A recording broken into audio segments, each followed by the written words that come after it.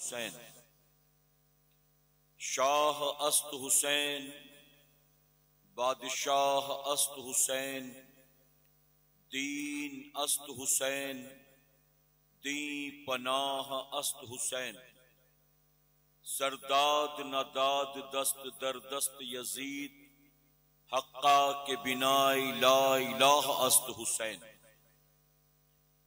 और किसी ने बहुत खूब कहा, शहीदों को तो होना चाहिए नाज़ा शहादत पर, शहीदों को तो होना चाहिए नाज़ा शहादत पर, हुसैन इब्ने अली तुम पर शहादत नाज करती है।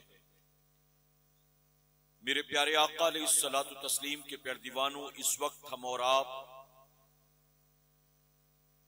शहीद करबला कॉन्फ्रेंस में मौजूद हैं और वक्त तेजी के साथ आगे बढ़ रहा है और बस थोड़ी देर के बाद आपको आज का मरकजी खिताब इंशाअल्लाह औलादे गौसे आजम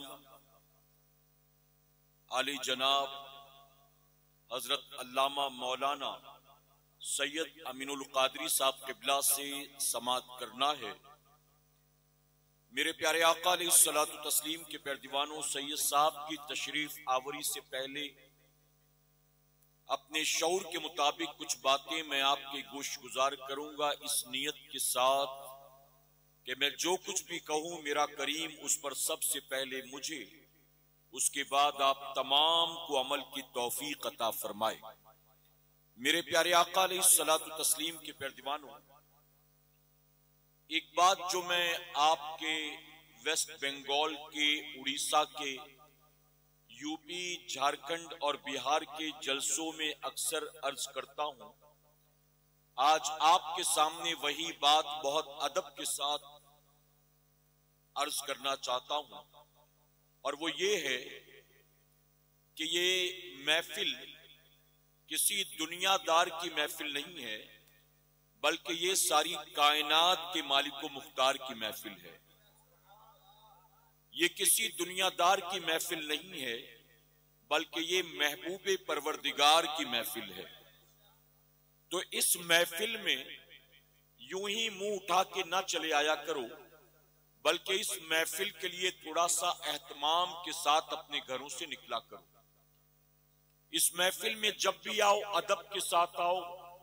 अल्लाह तौफीक दे तो हुजूर की सुन्नत वाला लिबास पहन कर आओ। अल्लाह तौफीक दे तो वजू करके आया करो। अल्लाह तौफीक दे तो अपने सरों को ढांक कर आया करो। इन महफिलों में यूं ही मुंह उठाकर मत आया करो।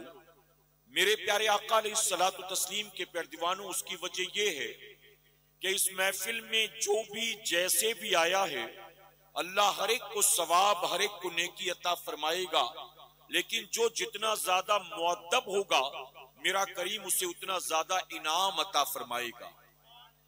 आपने देखा होगा कि हमारे उलमा, हमारे शोरा ये जो तैयार होकर आते हैं, यानी जुब्बा भी पहन लिया, अमामा भी पहन लिया, जैकेट भी पहन ली, सुरमा भी लगा लिया, खुशबू भी लगा ली, ये जो इतना एहतमाम करके आते हैं वो आपके लिए नहीं करके आते, बल्कि जिनका जिक्र सुनने सुनाने आते हैं, ये सारी तैयारियां उन्हीं के लिए हुआ करती हैं। सुभान अल्लाह, बेशक। क्योंकि हम सुन्नियों का ये अकीदा है, जहां जिक्र रिसालत माब होता है, जहां जिक्र रिसालत माब होता है, वहां पे सांस भी लेना सवाब होता है।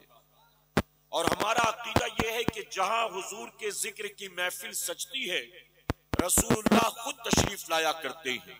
सुभान अल्लाह। मेरे प्यारे आका के प्यारे दीवानों, जहां रसूलुल्लाह तशरीफ लाने वाले हों, क्या बताइए वहां यूं ही आकर बैठ जाना ये मुनासिब होगा? अगर बताएं आप कोई बंदा गैरेज में काम करता है, या कोई बंदा टेलर का काम करता है, या कोई बंदा बाजार में 8 घंटे 10 घंटे मेहनत मशक्कत करता है, मजदूरी करता है, रात जब अपने घर लौटा तो घर आने के बाद उसको गांव में या पड़ोस में या किसी रिश्तेदार के यहाँ शादी में जाना था, तो दिन भर जो कपड़े पहनकर रखता है, जिस हाल में दिन भर होता है, घर आने के बाद क्या बताइए वैसे ही वो शादी में भी चला जाता है? आप कहेंगे नहीं, बल्कि घर आने के बाद अगर शादी में जाना हो तो तैयारी करके वो जाएगा। दिन भर पसीने में डूबा होगा तो नहाएगा भी, कपड़े भी तब्दील करेगा, खुशबू भी लगाएगा, बाल भी बनाएगा। अगर दिन भर बाजार में स्लीपर पहनकर काम किया है तो शादी ब्याह में जूता पहनकर जाएगा, स्लीपर पहनकर नहीं जाएगा। मेरे प्यारे आका के पैरवानों, अगर मान लीजिए आपके इलाके के एमएलए साहब ने आपको मिलने के लिए बुलाया, आपको लंच पर एमपी साहब ने बुलाया है, आपको मिनिस्टर के साथ डिनर करने का मौका मिला है, आपको प्रेसिडेंट की तरफ से दिल्ली इनवाइट किया गया है, आप मुझे दिल पर हाथ रखकर बताएं, क्या आप ऐसे बड़े बड़ों के पास यूं ही मुंह उठाकर चले जाएंगे? जो रोजमर्रा का कपड़ा होगा, जो घर में पहनने वाली चप्पल होगी, बिना हाथ मुंह धोए, बिना कपड़ा तब्दील किए, क्या यूं ही निकलकर किसी एमएलए के पास, किसी एमपी के पास, किसी मिनिस्टर के पास, प्रेसिडेंट के पास आप चले जाएंगे? तो हर कोई कहेगा कि नहीं नहीं, ऐसे तो कोई नहीं जाएगा। बुलाने वाला जितना बड़ा होता है उसके पास जाने के लिए तैयारी भी वैसी ही की जाती है। अब मुझे सुनियो, दिल पर हाथ रखकर बताओ, अगर बुलाने वाला मेजबान बड़ा हो तो हम भी तैयारी उसी एतबार से करके जाते हैं। इस कायनात में अल्लाह ने अपने महबूब से बड़ा भी किसी को पैदा फरमाया है? तो अगर रसूलुल्लाह की महफिल में आ रहे हो और ऐसी महफिल में जहां सिर्फ उनकी नाते ही नहीं पढ़ी जाती, जहां सिर्फ उनके फरामीन ही नहीं सुनाए जाते, जहां सिर्फ उनकी तारीफ ही नहीं की जाती, बल्कि जहां खुद वो तशरीफ भी लाया करते हैं, तो ऐसी जगह पर क्या यूं ही चले जाना मुनासिब है? मेरे प्यारे आका के पैरवानों, आज जो हालात बन गए हैं ना मुल्क के, आज जो मुल्क के हालात बन गए, इन हालात में मेरा मशवरा ये है कि सिर्फ जलसों ही में टोपी ना पहना करो, बल्कि हमेशा टोपी पहनने की आदत बनाओ। क्या इंशाअल्लाह? उसकी वजह के मस्जिद में टोपी पहनकर जाना यही रसूलुल्लाह की सुन्नत नहीं है। रसूलुल्लाह बाजार में भी सर ढांक कर जाया करते थे, रसूलुल्लाह मैदाने जंग में भी सर ढांक कर जाया करते थे, रसूलुल्लाह वॉशरूम में भी यानी इस्तिंजा खाने में भी सर ढांक कर जाया करते थे, रसूलुल्लाह दस्तरख्वान पर भी सर ढांक कर बैठते थे। तो एक तो सबसे पहली चीज ये है कि अगर आप अपने सर को ढांकने की आदत बनाएंगे तो रसूलुल्लाह की सुन्नत पर अमल हो जाएगा। और अल्लाह न करे, 100,000 बार न करे, अगर कहीं कहीं दुश्मन के शिकार हो गए और किसी ऐसी जगह पर आपको लोगों ने घेर कर मार दिया कि जहां लोग आपको जानते पहचानते नहीं है, तो कम से कम आपके सर पर टोपी होगी, आपकी जेब में टोपी होगी, तो आपकी टोपी से तो पता चल जाएगा कि हमने जिसको मारा है ये कलमा पढ़ने वाला मुसलमान है। वरना अगर आपके पास टोपी नहीं होगी तो आपको मारकर मारने वाले चले जाएंगे और बाद में लोगों को आपको नंगा करके देखना पड़ेगा कि किस मजहब से ताल्लुक रखता है। करेक्ट है कि नहीं बताओ? और बुरा मत मानिए, एक बात और अर्ज करूं अदब के साथ। मैं पिछले साल भी इस जलसे में आया था, शायद आपको याद हो, मुझे तो याद है अच्छी तरह से। आपके यहाँ अक्सर गांव में बड़े बड़े सालाना जलसे होते हैं और सालाना जलसों में कौमे मुस्लिम के लाखों रुपए खर्च होते हैं। करेक्ट है कि नहीं बताइए? सालाना जलसों में कौमे मुस्लिम के लाखों रुपए खर्च होते हैं, लेकिन जलसे में आने के बाद बहुत तकलीफ होती है ये देखकर कि जिस गांव में 28 साल से 32 साल से 40 साल से 45 साल से सालाना जलसा होता चला रहा है, जिस गांव की मस्जिद का मीनार इतना ऊंचा है, जिस गांव के अंदर 2-2 मदरसे चलते हैं, उस गांव के जलसों में आने वाले जवानों को ये भी पता नहीं है कि जलसे में आने के आदाब क्या है। अब आप बताइए कि जिस कौम के जवान को यही नहीं पता कि जलसे में जाने के आदाब क्या है, उसे और कोई चीज मालूम होगी? नमाज में कितनी बातें शर्त हैं, नमाज के फराइज कितने हैं, नमाज के वाजिबात कितने हैं, आप बताइए ये किसे पता होगा जिसे इस महफिल में आने के आदाब नहीं मालूम? अगर कहूं तो गलत नहीं होगा, उसे पता नहीं कलमा भी याद होगा कि नहीं याद होगा। मेरे प्यारे आका के पैरवानों, हमारी कौम के जवान, अगर आप इनसे पूछो कि मुझे YouTube पर चैनल बनाना है, कैसे बनाऊं, तुझे मालूम है? वो कहेगा क्या नाम से बनाना है बता, मैं बना देता हूं। वो कहेगा ला मैं बना देता हूं तेरा चैनल, मैं तेरा फेसबुक पर पेज बना देता हूं, मैं तेरा अकाउंट बना देता हूं, मैं तेरी वीडियो लोड कर देता हूं, मैं तेरा वीडियो वायरल कर देता हूं। मेरे प्यारे आका के पैरवानों, वो तमाम चीजें जो आज दुनिया में जरूरियात के एतबार से हम इस्तेमाल करते हैं, हमने वो सारी चीजें तो सीख ली, लेकिन मुसलमान माँ की कोख से पैदा हुए, मुसलमान बाप दादा परदादा के घर और खानदान में पैदा हुए, मुसलमान के घर पैदा होकर अगर कोई बच्चा 15 साल 18 साल 20, 22, 23 साल का जवान हो गया और उसे 5 कलमा नहीं आता, उसे गुस्ल करना नहीं आता, उसे वजू करना नहीं आता, तो ये बताइए कितनी बड़ी शर्म की बात है हमारे और आपकी। सिर्फ नारे लगा लेना काफी नहीं है, सिर्फ नात शरीफ सुनकर नजराना लुटा देना काफी नहीं है, सिर्फ जलसों में रात भर बैठकर अपनी हाजिरी लिखा देना यह काफी नहीं है, बल्कि मेरे प्यारे आका के पैरवानों, मौजूदा दौर में जरूरत इस बात की है कि अपने दीन को सीखने की कोशिश करें। आप कहें इंशाअल्लाह, मोहब्बत से कहें, अपने दीन को सीखने की कोशिश करें। कल मगरिब के बाद माह मुहर्रम का चांद होगा, या फिर कल नहीं हुआ तो परसों होगा। मेरे प्यारे आका के पैरवानों, 1 मुहर्रम से आप जानते हैं कि इस्लामी नए साल का आगाज होता है, बताए कि नहीं आपको? 1 जनवरी से मुसलमानों के नए साल का आगाज नहीं होता, हमारे नए साल का आगाज होता है 1 मुहर्रमुल हराम से। और आप जानते हैं कि जैसे ही 1 मुहर्रम होता है, मुहर्रम का चांद आसमान पर नजर आता है, पूरी दुनिया में लोग करबला वालों की बारगाह में खिराज अकीदत पेश करते हैं। करेक्ट है कि नहीं बताओ? मेरे प्यारे आका के पैरवानों, मुहर्रम के आने से पहले ही आपके गांव के जलसे को करबला वालों की तरफ मंसूब किया गया।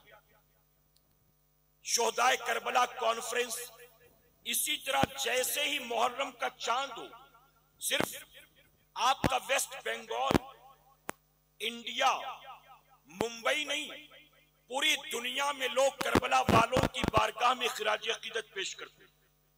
कहीं जिक्र हुसैन की महफिल सजती है, कहीं इमाम हुसैन के नाम पर लंगर होता है, कहीं इमाम हुसैन के नाम पर सबील लगाई जाती है, कहीं इमाम हुसैन के नाम पर ताजिया बिठाया जाता है, कहीं इमाम हुसैन के नाम पर मेले लगाए जाते हैं, कहीं इमाम हुसैन के नाम पर तरह तरह के रस्मो रिवाज किए जाते हैं, कहीं इमाम हुसैन के नाम पर नोहा मरसिया मातम होता है, कहीं इमाम हुसैन के नाम पर सिर्फ ताजिया नहीं बल्कि ताजिया दारी भी होती है, कहीं इमाम हुसैन के नाम पर लोग फकीर बनकर घूमते हैं, कहीं इमाम हुसैन के नाम पर लोग शेर बनकर तमाशा दिखाते हैं, कहीं इमाम हुसैन के नाम पर अलावे कूदे जाते हैं। मेरे प्यारे आका के पैरवानों, दिल पर हाथ रखकर मुझे जवाब दें, आज के दौर का खुश अकीदा सुन्नी मुसलमान करबला वालों के नाम पर जितने ताम झाम कर रहा है, क्या इमाम हुसैन ने करबला में कुर्बानी इसीलिए दी थी? इमाम हुसैन की कुर्बानी का असल मकसद क्या था? क्या कुर्बानी इसलिए दिया था आपने कि मेरे नाम पर कयामत तक महफिल सजाई जाए? क्या कुर्बानी आपने इसलिए दिया था कि मेरे नाम पर हर साल 10 मुहर्रम को मेला लगाया जाए, मेरे नाम पर अलम बिठाया जाए, मेरे नाम पर पंजे उठाए जाएं, मेरे नाम पर ताजिए बनाए जाएं, मेरे नाम पर छातियां पीटी जाएं, मेरे नाम पर गांव गांव में करबला बनाया जाए, मेरे नाम पर ढोल ताशे बजाए जाएं?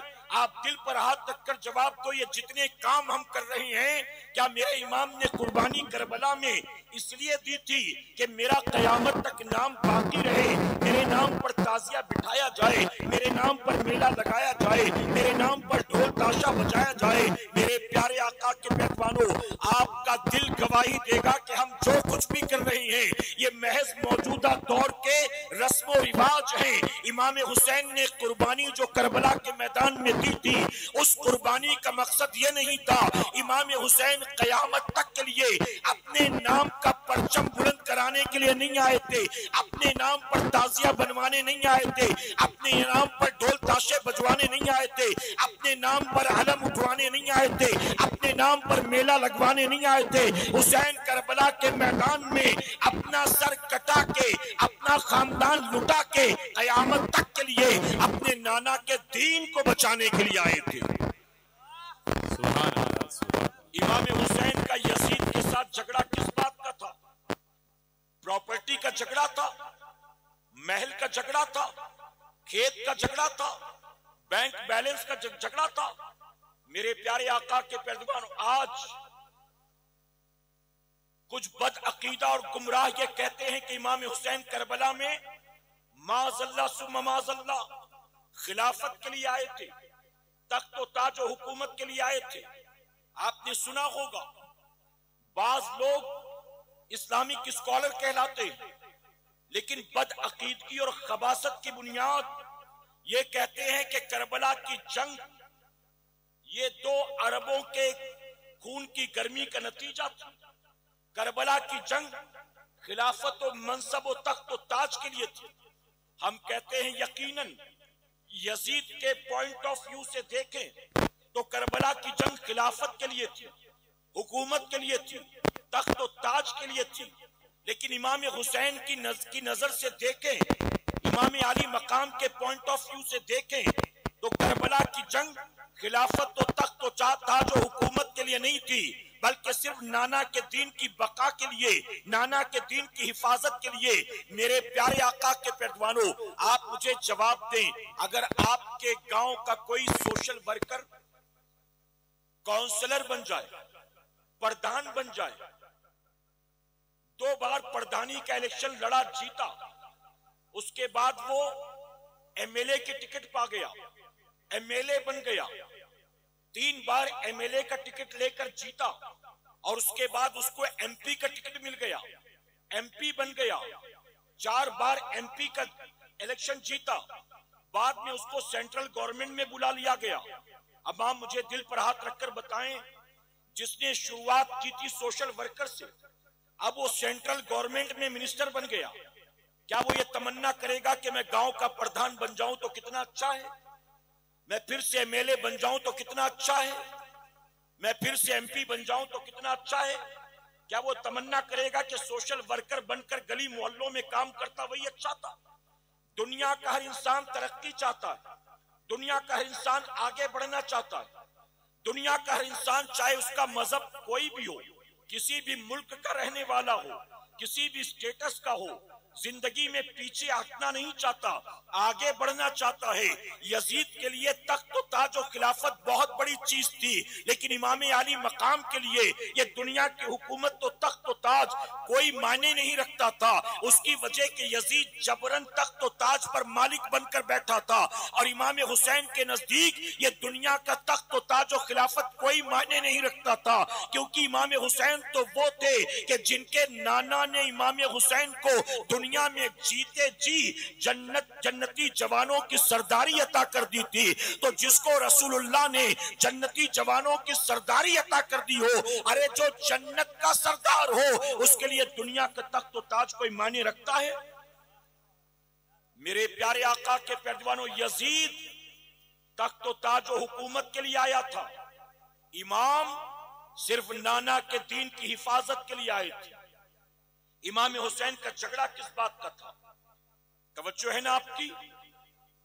यजीद सहाबी रसूल का बेटा, हजरत अमीर माविया रज़ियल्लाहु तआला अन्हु का बेटा होकर भी शराब पीता था।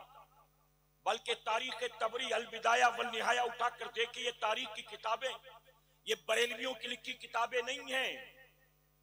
ये किताबें उठाकर देखें तो लिखते हैं कि यजीद वो पहला मुसलमान था जिसने चेहरे से दाढ़ी को मुंडाया था। यानी यजीद से पहले दाढ़ी मुंडाने की कोई मुसलमान जुर्रत नहीं करता था। यहूदी मुंडाते थे, ईसाई मुंडाते थे, मुशरिकीन मुंडाते थे, लेकिन यजीद पहला मुसलमान था जिसने चेहरे से दाढ़ी को मुड़ाया। यजीद शराबी था, यजीद जुआरी था, यजीद जानी था। यजीद के महल में रात भर ढोल घुंघरू बजा करते थे, नाच गाना होता था। रात भर उसके महल में नाच गाने, शराब और शबाब और कबाब की महफिल सजा करती थी। ये सारी बुराइयां उसके अंदर होने के बावजूद वो चाहता था कि इमाम हुसैन उसकी बैयत कर ले, इमाम हुसैन उसके हाथ में हाथ दे दे।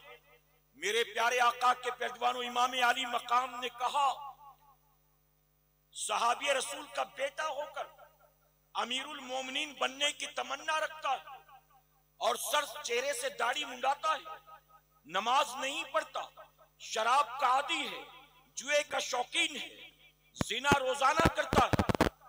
इसीलिए इमाम उसके मुकाबले में आ गए। यजीद ने कहा, हुसैन हाथ दोगे तो खैर है, हम तुम्हें फला जगह की हुकूमत दे देंगे, हम तुम्हें आजाद कर देंगे, हम कभी तुम्हारे साथ छेड़छाड़ नहीं करेंगे। लेकिन इमाम हुसैन ने कहा, मैं हाथ देने वाला नहीं। आप उसके मुकाबले में आ गए। अब मैं आपसे सवाल पूछता हूं, मैं नहीं जानता कि आपके इस वेस्ट बंगाल में करबला वालों के नाम पर कौन कौन से रस्म रिवाज होते, मैं नहीं जानता। ना ही मुझसे किसी ने कहा कि इसके बारे में आप बोलिएगा। लेकिन मैं एक बात जरूर आपसे पूछना चाहता हूं, आप इमाम हुसैन के नाम पर, शोहदाए करबला के नाम पर जो कुछ भी करते हैं, दिल पर हाथ रखकर आप मुझे बताएं, यजीद के अंदर जितनी बुराइयां थी, जिन बुराइयों की वजह से इमाम हुसैन उसके मुकाबले में आ गए, जिन बुराइयों की वजह से इमाम हुसैन ने यजीद की बैयत नहीं की और यजीद के हाथ पर हाथ नहीं दिया, जिन बुराइयों की वजह से इमाम हुसैन ने शहादत को तो पसंद किया लेकिन बैयत को पसंद नहीं किया। अब अगर आपके अंदर यजीद की तमाम बुराइयों में से कोई एक भी बुराई है तो याद रखना कि 10 मुहर्रम को आप छातियां नहीं, अपना सर पटक पटक कर या हुसैन के नारे लगाओ, अपने आप को लहू लुहान कर लो। लेकिन इसके बावजूद अगर आपके अंदर कोई ऐसी खसलत है जो इमाम हुसैन के दुश्मन यजीद पलीद में थी तो सर पटक पटक कर मर जाओगे। आप कभी भी इमाम हुसैन के आशिक नहीं हो सकते। यजीद दाढ़ी मुंडाता था। अगर ताजिया कंधे पर लेकर पूरे गांव में घूमने वाले दाढ़ी मुंडे जिंदगी भर घूमते रहे तो क्या हुसैनी बन जाएंगे? मोहब्बत का दावा इमाम हुसैन से और सुबह उठकर रोजाना दाढ़ी मुंडाओगे इमाम हुसैन के दुश्मन की तरह। किस बात के हुसैनी हो? सिर्फ ताजिए के, ढोल के, मेले के, नारे के, डेगों के, ढोल तमाचों के, किस बात के हुसैनी हो? रोजाना सुबह उठकर दाढ़ी मुंडाओ, रसूलुल्लाह की सुन्नत को निकालकर नालियों में फेंको और फिर कहो कि या हुसैन या हुसैन। ये हुसैन से मोहब्बत है? यजीद शराब पीता था।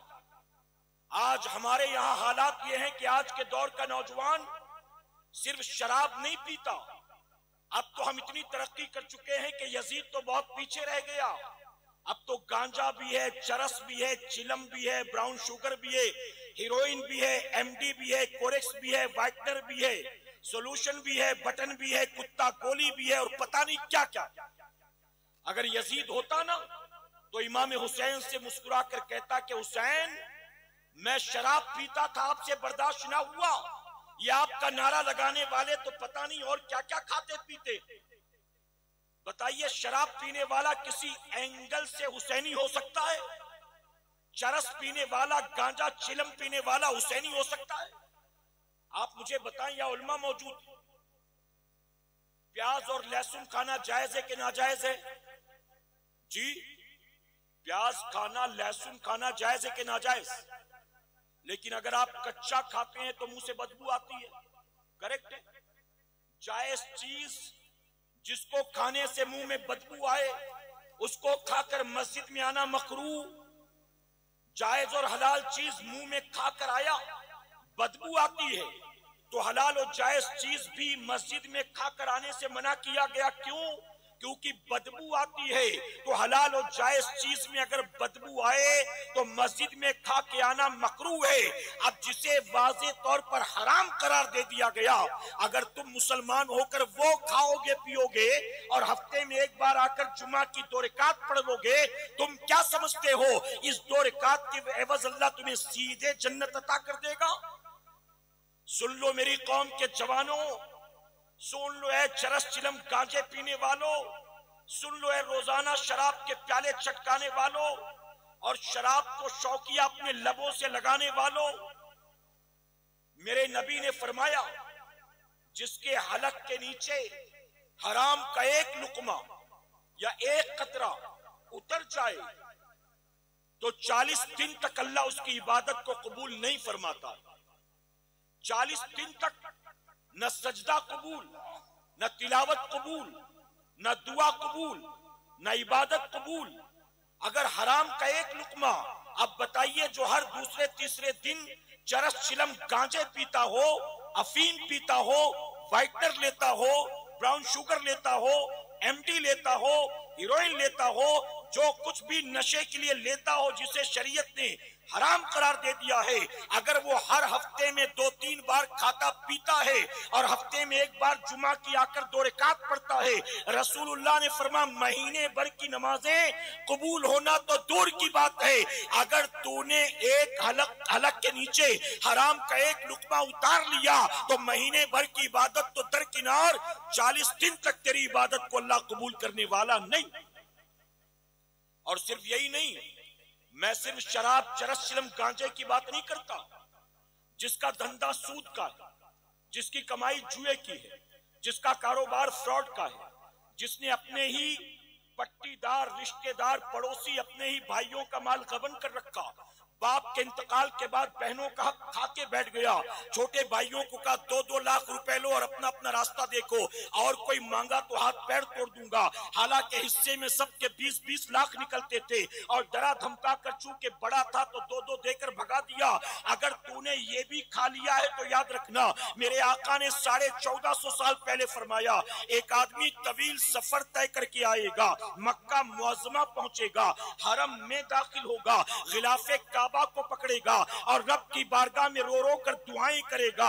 ऐ मेरे सहाबा बताओ, अल्लाह उसकी दुआ कबूल करेगा कि नहीं करेगा? सहाबा ने अर्ज किया, या रसूल अल्लाह सल्लल्लाहु अलैहि वसल्लम, यकीनन उसकी दुआ अल्लाह जरूर कबूल फरमाएगा। आका फरमाते, नहीं नहीं, उसकी दुआ अल्लाह कबूल करने वाला नहीं है। सहाबा कांप गए, तवील सफर तय करके आया है, सफर की सोबतें बर्दाश्त करके आया है, हरम में दाखिल हुआ है, काबा के सामने पहुंचा है, गिलाफ को पकड़ लिया है और गिड़गिड़ा कर दुआएं करता है। फिर आखिर क्या वजह है कि उसकी दुआ कबूल नहीं होती? आका फरमाते हैं, उसके जिस्म के ऊपर लिबास हराम कमाई का है और उसके पेट के अंदर लुकमा भी हराम कमाई का।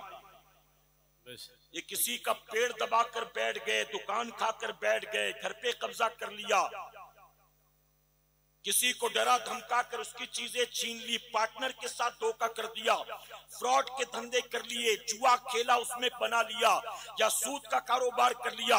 मैं brown sugar, heroin, MD, Corex की ही बात नहीं करता। अगर किसी ने हराम रास्ते से अगर कमाया है और कमा कर लखपति नहीं करोड़पति बन गया और करोड़पति बनकर दुनिया में उसने बहुत इज्जत और दौलत इकट्ठा कर ली, लेकिन फिर भी अल्लाह की बारगाह में उसकी कोई इबादत मकबूल नहीं है, अल्लाह उसकी दुआ कबूल करने वाला नहीं है। मेरे प्यारे आका के प्यारवानों, इमाम हुसैन का यजीद पलीद के साथ झगड़ा किस बात का था? यजीद दाढ़ी मुंडाता था, हम कहे कि हुसैनी हैं, अपने आप को कहें कि हम तो हुसैनी हैं। अभी सैयद साहब आएंगे तो तब पता चलेगा अहले बैत की मोहब्बत क्या होती है। लोग धक्का मुक्की करते हैं, लोग टूट पड़ते हैं, हम तो सादात के चाहने वाले हैं, हम तो सैयदों से मोहब्बत करने वाले हैं। मैं कहता हूँ सिवाय जबानी जमा खर्च के, सिवाय रियाकारी और दिखावे के ये कुछ भी नहीं है। हकीकत तो ये है, अगर तुम वाकई गौसे आजम से प्यार करते हो, अगर तुम वाकई इमाम ज़ैनुल आबिदीन से प्यार करते हो, अगर तुम वाकई नन्हे अली असगर से प्यार करते हो, अगर तुम वाकई नौजवान अली अकबर से प्यार करते हो, अगर तुम वाकई हजरत अब्बास अलंबरदार से प्यार करते हो, अगर तुम शहीद करबला इमाम अली मकाम से प्यार करते हो, अगर तुम इनके बाबा मौलाए कायनात से प्यार करते हो, तो मोहब्बत सिर्फ जबानी जमा खर्च ना हो। अगर इनसे मोहब्बत करते हो तो मोहब्बत की असल दलील ये है, अपने आप को इनका आशिक ऐसे बनाओ, ऐसे बनाओ, ऐसे बनाओ कि फिर चेहरा भी उन्हीं की तरह हो, सीरत भी उन्हीं की तरह हो, इखलाक भी उन्हीं की तरह हो, लिबास भी उन्हीं की तरह हो, किरदार भी उन्हीं की तरह हो। फिर जबान पर फिल्मी नगमे नहीं होंगे, जबान खुलेगी तो गौसे आजम की मनकबत होगी।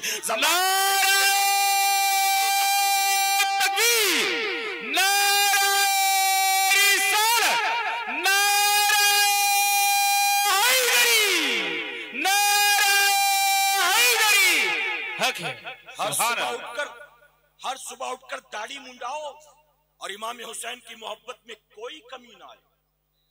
यजीद के महल में रोजाना रात नाच गाने की महफिल सजती थी। उसके यहाँ बाकायदा तबला बजाने वाले, हारमोनियम बजाने वाले सैलरी पर थे, नाचने वाली रक्कासाएं सैलरी पर थी। हर रात महफिल सजती थी और पूरी रात वो उसी महफिल में गुजारता था।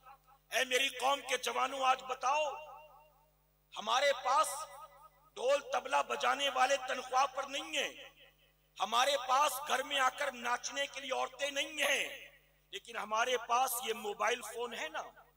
यजीद जो पैसे खर्च करके महल के बंद कमरे में कर रहा था, आज हम वही वाईफाई और डेटा के जरिए अपने मोबाइल से कर रहे हैं। अरे यजीद के यहाँ एक रात नाचने के लिए एक आती थी, दूसरी रात दूसरी आती थी। ढोल तबले हारमोनियम वाले तो रोजाना वही होते थे। हम तो उससे कितना आगे निकल गए हैं, हम तो उंगली के इशारे पर हर हीरोइन को नचा रहे होते हैं, हम तो न जाने कितनों से ढोल तबला बजवा रहे होते हैं। ऐ मेरी कौम के जवानों, यजीद के महल में रात भर ढोल घुंघरू की आवाज आती थी और आज हमारे कानों में भी रात भर ढोल घुंघरू की और नाच गाने की आवाज आती है। अरे जिन आवाजों से अल्लाह और उसके रसूल ने नफरत की, जिन आवाजों के मुकाबले में इमाम हुसैन खड़े हो गए, आप जरा सोचो कि वही आवाजें हम भी सुने और फिर मुहर्रम के दिन कहे या हुसैन हम न थे, या हुसैन हम न थे, और फिर हुसैन पाक की मोहब्बत के नारे लगाओ। ये कैसी मोहब्बत है इमाम हुसैन से। ऐ सरकारे मदीना के पैरवानों, अगर इमाम हुसैन से मोहब्बत है, ये ताजिया मोहब्बत की अमानत अलामत नहीं है, ये ताजिया दारी मोहब्बत की अलामत नहीं है, अलम का बिठा लेना मोहब्बत हुसैन की अलामत नहीं है, नारा लगा लेना मोहब्बत हुसैन की अलामत नहीं है, सिर्फ और सिर्फ नजरो नियाज का एहतमाम कर लेना इमाम हुसैन की मोहब्बत की अलामत नहीं है। अगर वाकई अहले बैत से प्यार है, करबला वालों से प्यार है, आज इस शोहदाए करबला कॉन्फ्रेंस से उठने से पहले तय कर लेना, आज के बाद मेरी जिंदगी यजीद के नक्शे कदम पर नहीं चलेगी। अब जीऊंगा तो हुसैन की तरह और मरूंगा तो गुलाम हुसैन की तरह। सुभान अल्लाह। मेरे प्यारे आका के पैरवानों, 10 मुहर्रम की तारीख थी। सुबह से यजीदियों ने जंग का आगाज किया। तवज्जो है ना आपकी? 10 मुहर्रम की तारीख थी। अहले बैत अतहार, उनके रुफ़का 3 दिन से भूखे प्यासे थे। यजीद की तरफ से बहुत पेशकश की गई, समझाया गया, बहलाया फुसलाया गया, डराया धमकाया गया, लेकिन इमाम हुसैन ने कहा किसी भी हालत में एक फासिक और फाजिर के हाथ पर मैं हाथ नहीं देता, किसी भी सूरत में मैं यजीद की बैत नहीं करता। आखिरकार 10 मुहर्रम को सुबह से जंग का आगाज हुआ। एक एक करके इमाम अली मकाम के रुफ़का शहीद होते रहे। 10 मुहर्रम की तारीख थी, जुम्मा का दिन था। जो करबला में नहीं थे वो जुम्मा की नमाज की तैयारी कर रहे थे। इमाम हुसैन ने अपने एक साथी को बुलाया और कहा जाओ यजीदियों से कहो थोड़ी देर के लिए जंग रोक दो, हमें जोहर की नमाज अदा कर लेने दो, बस नमाज पढ़ लें, उसके बाद कंटिन्यू करना। मुसाफिर थे, अगर जोहर की नमाज की मोहलत मिल भी जाती तो 2 रकात फर्ज पढ़ना था। आप तक कासिद गया, जब जाकर उसने यजीदियों से बात की तो जानते उन्होंने क्या कहा? उन्होंने कहा हुसैन को जान बचाने का बड़ा अच्छा बहाना सूझा है। हुसैन ये सोचते हैं कि नमाज के नाम पर हम जंग को रोक देंगे, जाओ जाकर हुसैन से कहो नमाज पढ़ने का इतना ही शौक है तो पढ़ो, हम रोकने वाले नहीं, लेकिन शर्त यह है कि पहले यजीद की बैत करो। यजीद की बैत कर लोगे हम नमाज पढ़ने देंगे, यजीद की बैत नहीं की हम मुरव्वत नहीं करेंगे, सजदे में सर काट देंगे। ये कौन कह रहा था? ये वो कह रहे थे जो खुद भी मुसलमान समझे जाते थे, ये खुद भी मुसलमान बने हुए थे। इमाम हुसैन का कासिद आया, आकर कहने लगा कि वो मोहलत देने को तैयार नहीं, बल्कि वो तो धमकी देते हैं कि अगर आपको नमाज पढ़ना है तो पहले बैत करो, अगर बैत किए बगैर आपने नमाज शुरू कर दी तो कहते हैं कि नमाज की हालत में गर्दन काट देंगे। तवज्जो है ना आपकी? आप जानते हो मेरे इमाम ने क्या जवाब दिया? 22,000 खून की नंगी तलवार, खून की प्यासी नंगी तलवारें सर पर लहरा रही थी और साथ ही धमकी भी मिल गई थी कि अगर आपने बारिश शायद शुरू हो गई है, थोड़ा अंदर की तरफ आ जाइए, आपको इत्मीनान के साथ अंदर की तरफ आ जाइए। देखिए ये जो टेंट बनाया गया है इसमें आराम से बैठ सकते हैं सब लोग। আপনারা ভিতরে প্রবেশ করুন। वीडियो वाला भाई थोड़ा आगे बढ़ जाइए। नहीं उनको रहने दो, लोग आगे आकर बैठ जाए ना। अच्छा अच्छा, अब लोग रहिए, लोग आगे आगे सामने आकर बैठ जाइए। আপনারা सामने से बसे जान। मैं अर्ज कर रहा था कि इमाम हुसैन के कासिद ने आकर कहा कि वो मानने को तैयार नहीं, बल्कि वो धमकी दे रहे हैं। वो कह रहे हैं कि अगर नमाज पढ़ना है तो पहले यजीद की बैत करो और फिर नमाज पढ़ो, अगर बिना बैत के तुमने नमाज शुरू कर दी तो हम मुरव्वत नहीं करेंगे, हम सजदे में सर काट देंगे। तो जानते हो इमाम हुसैन ने ये नहीं कहा उज़्र है, अल्लाह देख रहा है, जान पर बन आई है, अल्लाह माफ करने वाला है, चलो जान बचा ले, नमाज बाद में कजा कर लेंगे। इमाम जानते थे अगर कजा कर दूंगा तो कयामत तक जब भी करबला का जिक्र किया जाएगा तो हर कहने वाला यही कहेगा कि हुसैन ने नमाज कजा कर दी थी, हुसैन ने नमाज कजा कर दी थी। इसलिए इमाम ने कयामत तक के लिए मिसाल कायम कर दी। आपने नमाज को कजा नहीं फरमाया, आपने कहा जाओ जाकर यजीदियों से कह दो कि मुझे धमकियां देना बंद कर दे। अगर वो कहते हैं कि नमाज पढ़ने के लिए यजीद की बैत करनी होगी तो जाओ कह दो कि मैं यजीद की बैत करने के लिए न कल तैयार था और न आज तैयार हूं, और उनसे कह दो कि अगर वो सजदे में सर काटने पर आमादा हैं तो हुसैन भी सजदे में अपना सर कटाने पर आमादा है। सुभान अल्लाह, सुभान। इमाम ने कहा सर कटता हो तो कटे, लेकिन नमाज कजा नहीं होगी। हम हुसैनी हैं, बुरा मत मानिएगा। जब 10 मुहर्रम को ये ढोंग धतूरे करते हो ना तो उस दिन फज्र पढ़ी होती है आपने, जोहर पढ़ी होती है आपने, असर मगरिब इशा पढ़ते हो आप, मेला तो लगाते हो हुसैन के नाम पर, ढोल भी, तमाशा भी, खिलौने भी, मर्द औरत की खलत मलत, बेहयाई, बेपर्दगी भी, ये सब कुछ करते हो जिसका करबला से कोई ताल्लुक नहीं है। और इमाम हुसैन करबला में सजदे की हालत में अपने सर को कटा रहे हैं। हर तारीख निगार यही लिखता है, हर सीरत लिखने वाला यही लिखता है, हर खतीब अपनी तकरीर में यही कहता है। इस रिवायत में कहीं कोई इख्तलाफ नहीं है। मेरे इमाम 3 दिन के भूखे प्यासे थे, हालत सजदा में आपने सर को कटाया है, अपने खेमे में नहीं, अपने घोड़े की पुश्त पर नहीं, अपने घर के दस्तरख्वान पर नहीं, बल्कि सजदे की हालत में। और इमाम ने सजदे में सर कटा के बता दिया, ऐ कयामत तक आने वाले मेरे नाना के उम्मतियों, अपनी आंखों से देख लो, हुसैन को बेटा भी प्यारा है, भाई भी प्यारा है, शहर बानो भी प्यारी है, हुसैन को बेटी सकीना भी प्यारी है, हुसैन को अपना घर बार भी प्यारा है, हुसैन को अपनी जिंदगी और मदीना भी प्यारा है। लेकिन ऐ मेरे नाना के उम्मतियों देख लो, हुसैन को अगरचे सब चीजों से प्यार है, लेकिन सजदे में सर कर इमाम ने बताया हुसैन को सबसे ज्यादा नाना की आंखों की ठंडक नमाज से प्यार है। सुभान अल्लाह, सुभान अल्लाह, सुभान। इमाम हुसैन 22,000 तलवारों के साए में जान को दांव पर लगाकर नमाज अदा करें। हुसैन 22,000 तलवारों में नमाज पढ़े और हम 4 यारों में होते हैं तो नमाज भूल जाते हैं, कारोबार में होते हैं तो नमाज भूल जाते हैं, शादी ब्याह में होते हैं तो नमाज भूल जाते हैं। मेरे प्यारे आका के पैरवानों, अगर वाकई इमाम हुसैन से 100% नहीं 10% भी प्यार करते हो, आज शहीद करबला कॉन्फ्रेंस से ये तोहफा लेते हुए जाना।